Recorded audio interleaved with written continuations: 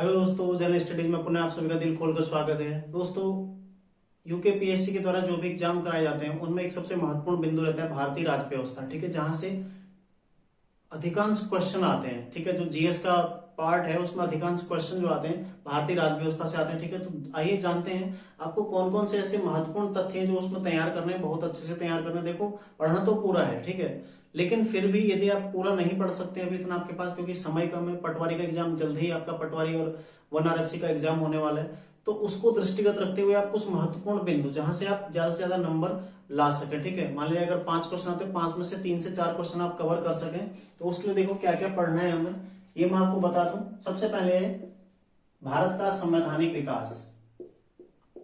भारत का संवैधानिक विकास, इसमें से तो क्वेश्चन बनता ही बनता है। ठीक है, प्रत्येक बार इसमें से क्वेश्चन बनता है, भारत का संवैधानिक विकास। लगातार आपने देखा होगा क्वेश्चन यहां से बनते रहता है। ठीक है, दूसरा है देखो संविधान का निर्माण। कौन कौन सी समितियां थी, ठीक है, ये सारी चीजें पूछी जाती है। संविधान का निर्माण कैबिनेट मिशन के पश्चात से पूरा। ठीक है, और तीसरा देखो सबसे महत्वपूर्ण है, देखो भाग 3, संविधान का भाग 3 भाग 4। ठीक है, ये है मौलिक अधिकार और नीति निर्देशक तत्व, ये तो बिल्कुल आपने छोड़ने ही नहीं है। ठीक है, बाकी सबसे जो ज्यादा संभावना है इस बार क्वेश्चन आने की है राष्ट्रपति, राष्ट्रपति, और दूसरा है उपराष्ट्रपति। ऐसा क्यों है? क्योंकि इस बार चुनाव हुआ है। ठीक है, उपराष्ट्रपति, तो इस बार चुनाव हुए हैं, दोनों के राष्ट्रपति चुनाव भी संपन्न हुए और उपराष्ट्रपति चुनाव भी संपन्न हुए हैं। तो यहां से पूरी संभावना है कि आपको 1 से 2 क्वेश्चन यहाँ पर आपको देखने को मिलेगा। ठीक है, राष्ट्रपति और उपराष्ट्रपति बहुत अच्छे से पढ़ना है आप लोगों ने। ठीक है, इनकी शक्तियां, इनका कार्य, संबंधित अनुच्छेद, शपथ किसके माध्यम से लेते हैं, ठीक है, किस अनुच्छेद के माध्यम से शपथ लेते हैं, किसमें इनका योग्यता दर्शाई गई, ठीक है, निर्वाचन की विधि किसमें, सारी चीजें आपको पता होनी चाहिए। राष्ट्रपति और उपराष्ट्रपति के बारे में आप बिल्कुल भी नहीं छोड़ेंगे। ठीक है, पहले राष्ट्रपति कौन थे, वर्तमान में कौन है, क्रम कौन सा है उनका, ठीक है, ये सारी चीजें, किसको हराकर आए थे, कितने मत से जीते, सारी चीजें आपको पता होनी चाहिए। ठीक है, और जल्द ही मैं भी आपको राष्ट्रपति और उपराष्ट्रपति पर पूरा एक चुनाव के, जो इस बार राष्ट्रपति चुनाव हुआ था, इनको मध्य में रखते हुए, ठीक है, इनको दृष्टिगत रखते हुए आपको वीडियो उपलब्ध कराऊंगा जिसमें आपको सारी जानकारी राष्ट्रपति और उपराष्ट्रपति की मिल जाएगी। ठीक है, तो ध्यान रखिएगा, देखो 1 से 2 नंबर यहां से आ जाएगा,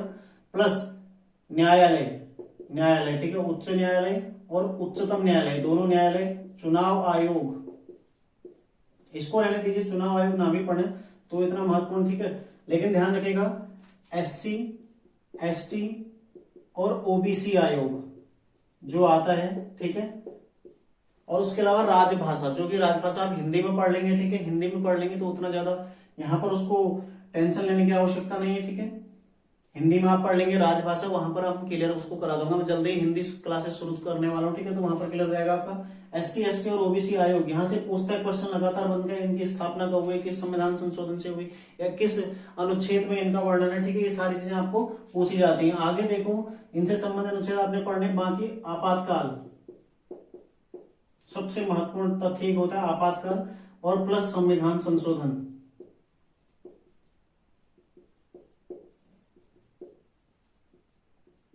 आपातकाल और संविधान संशोधन, ठीक है, यहां से भी आप लोगों को मैटर तैयार अपना करना है, ध्यान रखिएगा इतना। और सबसे एक और महत्वपूर्ण चीज कौन सा है, राज्य विधानमंडल, क्योंकि यहां भी चुनाव हुआ है अभी, राज्य विधानमंडल और राज्यपाल। ठीक है, इनसे संबंधित अनुच्छेद भी आपको पता करने हैं, हल्के हल्के, पूरे नहीं, हल्के, कि किसमें विधानसभा का गठन होता है, विधानसभा अध्यक्ष कहां से बनता है, उपाध्यक्ष कहां से बनता है। ठीक है, ये थोड़ा बहुत जानकारी आपको होनी चाहिए। बाकी राज्यपाल के संबंध में जानकारी, ठीक है, देखो संविधान संशोधन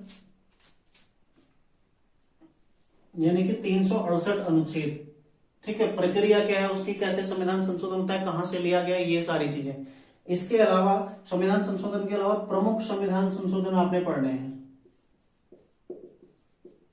प्रमुख संविधान संशोधन।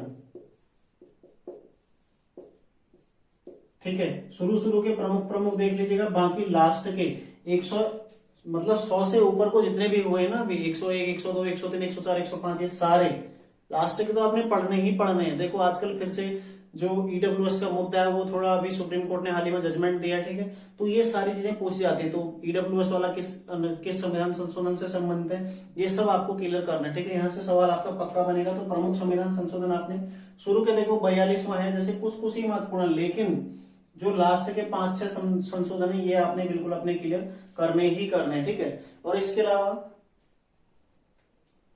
एक अनुच्छेद आता है 243 ग्राम पंचायत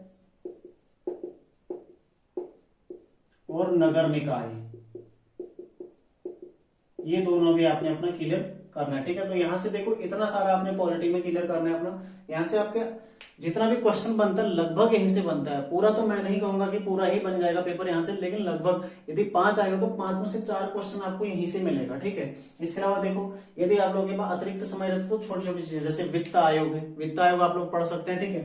लिख देता हूं मैं, वित्त आयोग आप लोग पढ़ सकते हैं यदि समय है, ठीक है। इतना तो आपने करना ही करना है, ये तो बिल्कुल जरूरी है, लेकिन यदि आपके पास समय है तो वित्त आयोग, ठीक है। जैसे जीएसटी परिषद, जीएसटी परिषद इसका अध्यक्ष कौन होता है, ठीक है। और तीसरा देखो जीएसटी परिषद के अलावा जल विवाद, ठीक है, जल विवाद वाले जो निपटारे होते हैं कौन करेगा, ठीक है। अंतर्राज्यीय परिषद, ठीक है।